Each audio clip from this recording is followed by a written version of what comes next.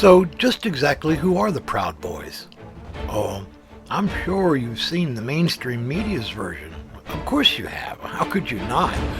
You know, they're the racist, militant, violent, dangerous, irreverent minions of Trump, who conspired to foment a violent insurrection on January 6th. But is that really who they are? Well, you've seen what the mainstream media wants you to see, and you've heard the government's narrative of their villainy. But is that the real story? Is that who they really are? Is that what the Proud Boys are all about? Well, I could tell you who I think the Proud Boys are after meeting many of them, but how about we let them tell you themselves? Introducing Gavin McInnes, Proud Boy. In 1840, when Alexis de Tocqueville came here, he said, "America is a nation of clubs." He was coming from a nation of homos called France. But outside of that weak province, the West was a nation of clubs. The Knights of Columbus, the Know-Nothings, the Shriners.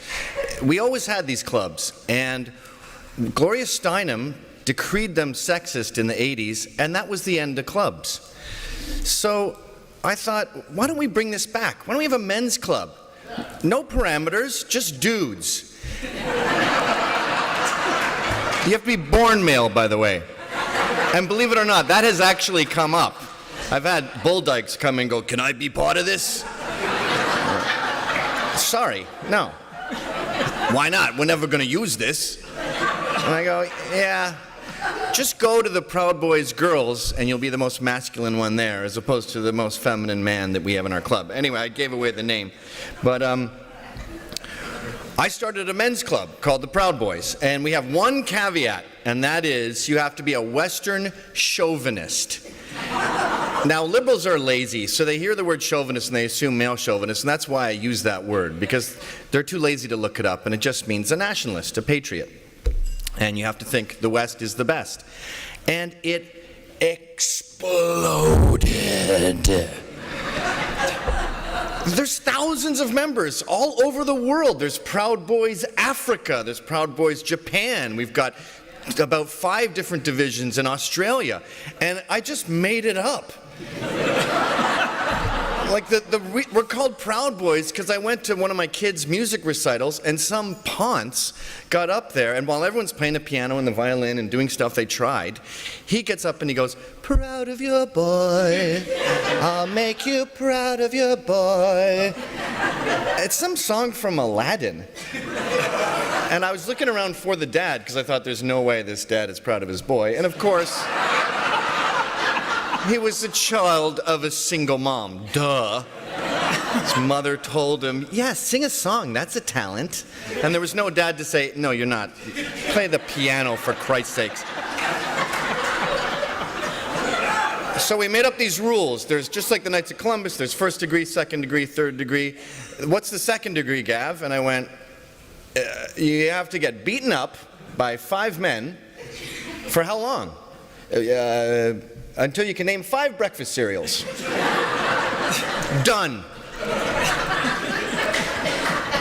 Third degree. What's the third degree, Gav? You have to quit porn and get a tattoo. Done. It's massive. I was saying to Ann Coulter the other day, I'd love to have you come and do a talk at one of our meetups, but you're a woman. I don't know how to do that. Maybe you could wear a burqa or something. Or you could do a video. And she goes, "I don't want to come to your club. I don't want to ruin that."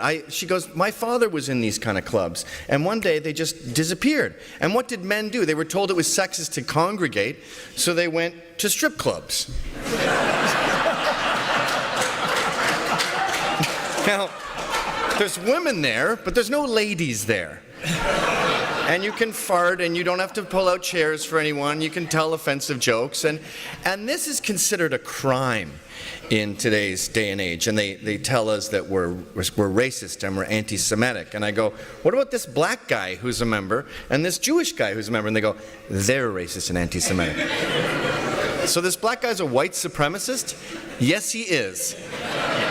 Well, that's handy. He can just sit at home and punch himself in the face all day.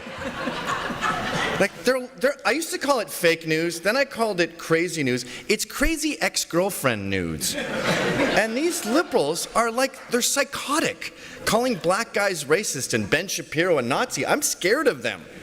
I'm scared of them like a drunk chick. You know how she's just on the, right at any moment, she could start scratching your face and smashing balls, and you're like, hi, you should probably get a cab at some point. That's how we are with the left. And I did a talk at NYU, and they said, okay, what you're doing over there is obviously very dangerous. What? I'm just doing a speech that I like Trump, not Hitler. Trump is Hitler. So they go, we have a secret back door you can take, and then we'll have security escort. I go, I'm not a pedophile. I'm not there to talk about how sexy teenage boys are. I'm talking about how sexy America is. I go, no, we're going through the front. So we walk through this mob of Antifa, and we start singing, proud of your boy. And they're going, Nazi, fuck you. And I'm going, I'll make you proud. And they blast me with pepper spray. And then I'm the only one allowed in, and my guys are left to fight. And here's the crucial part. We do. We beat the crap out of them.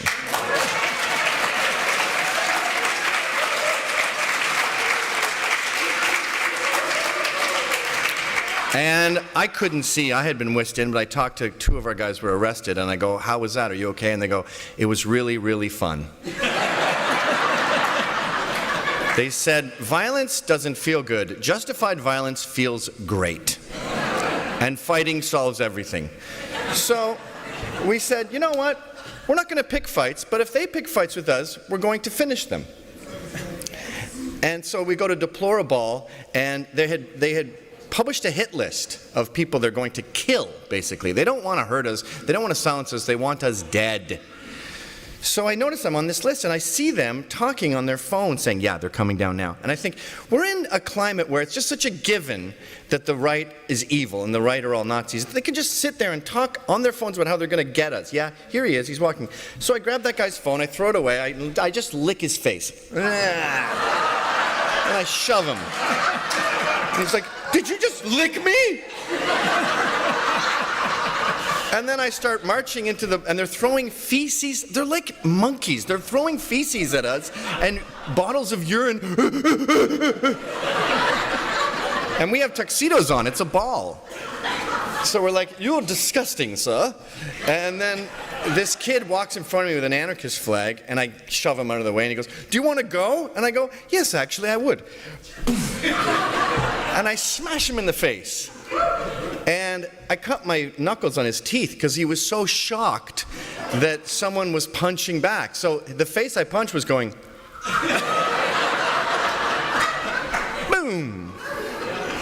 And off to the ball we go. And I talked to Anne about it actually afterwards, and she goes, I was so elated to see that punch because it went viral. And she said, conservatives never punch back. And I thought, how bizarre it is that this is a revolutionary act, having a men's club. They used to be ubiquitous, and now it's some sort of terrorist threat. And it's considered so shocking to want to defend yourself. I was talking to a New York Times reporter, Alan Foyer, and he said, have you ever considered just sitting there and taking the beating? That would be a great statement. No. I'm not doing that. You can do that. I'm not a freedom rider. And these people that we're up against aren't a bunch of rednecks from the 60s. These are crazy ex-girlfriends. You look at the things that get confiscated by the cops, like the Portland Antifa, and there was a knife that's a T-shape. Like, a normal knife isn't good enough for you? You need a T-grip to really get into my jugular and cut my head off? No wonder you're in bed with ISIS. No wonder the far left is so happy to join jihadists in their crusade to burn America to the ground. You're deranged. Trump derangement syndrome is real. So it's sort of like the trans bathrooms where you say, why do you think it's such a big deal that someone else is in your bathroom? And I go, it's not a big deal, but I'm going to stay and fight it. It's like if you said you were me. That doesn't really bother me, but I'm not going to let you do that. You're not me. So I'm not playing your game. And if you think it's a revolutionary act to have a men's club, okay, it's a revolutionary act. If you want to come and attack me and pepper spray me and fight me, and they do every day. I mean, just yesterday, one of our guys in the Vancouver Proud Boys goes to take a pee. He's alone. 4 Antifa jump in there with baseball bats. They mash up his face. He's alone. And he comes out and he says to the staff, "You called them, didn't you?" And she goes, "I don't know, maybe." And she goes, "Call the cops." And she says, "No." And she goes, "You make me feel unsafe with this black and yellow shirt." And then the story came out just while I was over there. Ezra showed me on his phone, and it said, "Proud Boys make staff of bar feel unsafe." Yeah, the guy with his face hanging off made you feel unsafe. Sorry about that. Won't happen again. But instead of being thwarted by all this conflict, we find it kind of inspiring. It's kind of fun. These people are so soft after being placated for all of Obama's term that they're easy prey. When we fought these guys, these Antifa kids in New York, who are all just professors' sons, who are Marxists because Daddy told them to, I mean, it feels sexist to beat them up, because when you punch them, it feels like a girl. Their faces just cave in. It's like paper mache. In fact, one of our guys we nicknamed Friar Tuck, he said, "I felt bad as I was plowing through them." It's only fun to beat up the first 3. The subsequent ones chip away at your soul. So the moral of the story is, we're going to continue being normal, because that's a revolutionary act. We're going to continue being proud of ourselves. We're going to continue getting married, living in the suburbs, having kids, and loving America. And if that's a revolutionary act, then I'm a revolutionary. Thank you very much.